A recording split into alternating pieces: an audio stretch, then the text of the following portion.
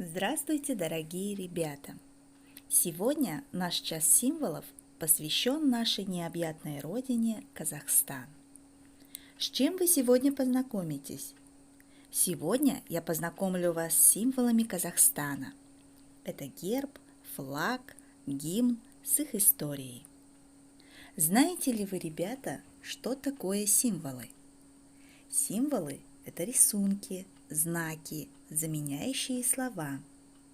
У любого государства есть свои символы, которые отражают историю государства, историю народа и его традиции.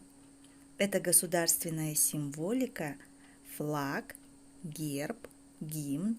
Это знаки единства народа. Есть они и у нашей Республики Казахстан. Слово «флаг» голландского происхождения и означает корабельное знамя. Флаг – это один из символов государства. Есть флаги и знамена корабельные, заводские, институтские, знамена спортивных команд, знамена воинских частей. С каких же пор пошел обычай поднимать и чтить флаг? Впервые знамена появились, пожалуй, у древних кочевых племен скифов, только знамена были надувные. Это был длинный мешок, который формой напоминал дракона с пастью, ногами и хвостом в виде рукавов. На ветру он надувался и должен был пугать врагов. Как мы с вами видим, происхождение флага военное. В Средневековье собственное знамя было у каждого рыцаря, не говоря о графах, герцогах и королях. Цвет у знамени был самый различный.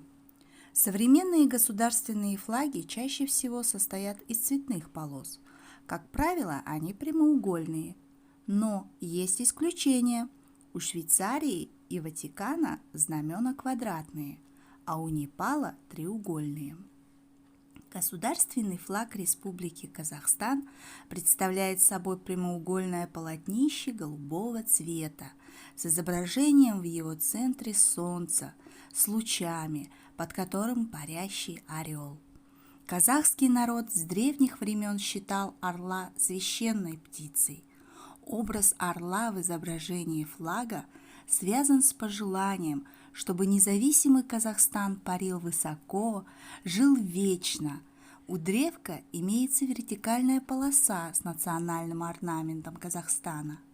Автором государственного флага является Шакен Онласынович Ниязбеков.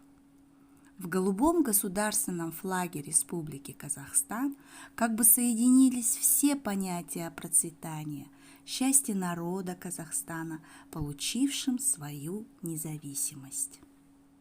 Государственный герб Республики Казахстан представляет собой изображение шанырака на голубом фоне, от которого во все стороны в виде солнечных лучей расходятся уйки в обрамлении крыльев мифических коней.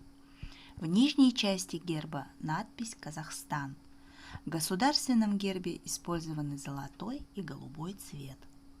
Автором государственного герба Республики Казахстан являются Жандарбек Малибекович Малибеков и Шотаман Эдересулы Уалихан. Образ шанырака в государственном гербе республики – это образ нашего общего дома, общей родины всех людей, проживающих в Казахстане. Счастье в нем зависит от благополучия каждого, как прочность шанырака зависит от надежности его уйков. В государственном гербе использованы образы крылатых коней пегасов. Лошади были главными помощниками в хозяйстве в войнах с захватчиками. Конь с крыльями символизирует мечту многонационального народа Казахстана о построении сильного и процветающего государства. Они свидетельствуют также о чистых помыслах и стремлении к совершенствованию и достижению гармонии в обществе с природой и мировой цивилизацией. Гимн – это слово греческого происхождения, означающее торжественную песнь, исполняемую в особых наиболее важных случаях.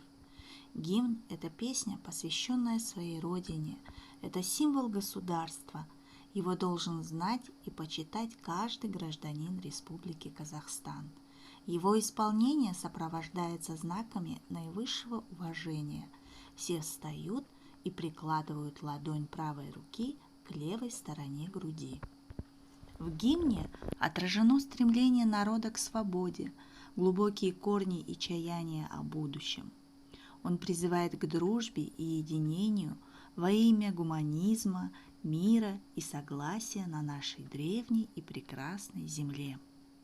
Итак, подводя итоги, мы можем с гордостью сказать: Казахстан – государство со своей историей, своим государственным языком, символами, закрепленными Конституцией и столицей. Приятно сознавать, что флаг Республики Казахстан все чаще можно увидеть на международных выставках, соревнованиях и встречах. Мы, жители Казахстана, и само государство – одно органическое целое. На этом наш час символов закончен. Спасибо за внимание.